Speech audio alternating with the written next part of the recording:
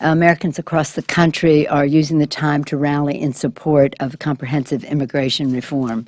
Over the spring recess, we saw new voices from the Republican conference call for action for comprehensive immigration reform, including some statements from the Speaker himself. Despite growing demand for action on a measure that would secure our borders, unite our families, protect our workers, create jobs, and reduce the deficit by almost $1 trillion, Republican leadership will not give the American people a vote. All we want is a vote. Just give us a vote. Why can't we have a vote on this? 11 million people hoping to have a legal status and hope and a path to citizenship, as the Senate bill provides, passed in a bipartisan way in the Senate. 11 million people, 1,100 of them subject to deportation every day. One person, the Speaker of the House, standing in the way of bringing forth comprehensive immigration reform. So they refuse to act. It's time for them to snap out of it and work with Democrats for comprehensive immigration reform, as was done in the Senate in a bipartisan way. So because we have votes coming up, I confined myself to my notes so that I wouldn't go longer and not have more time for your questions. Any questions? Yes, sir.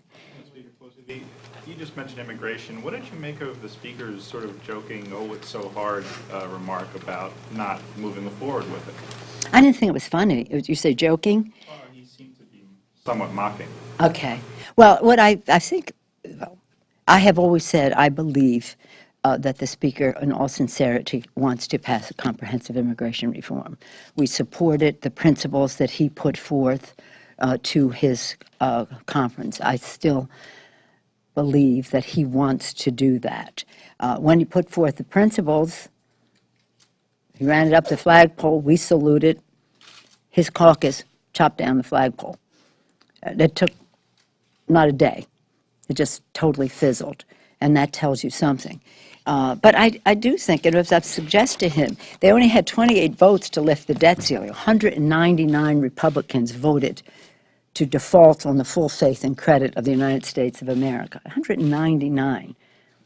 Let's have that vote again. If you can bring a bill to the floor where 199 of your members are voting in opposition to your own vote as Speaker, you can bring an immigration bill to the floor.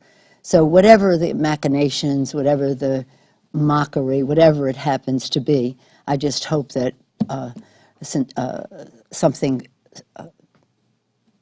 stable prevails, some stability prevails, and we get a chance to have a bill, again, bipartisan, pass the House, pass the Senate, in a bipartisan way, almost a year ago, June of last year.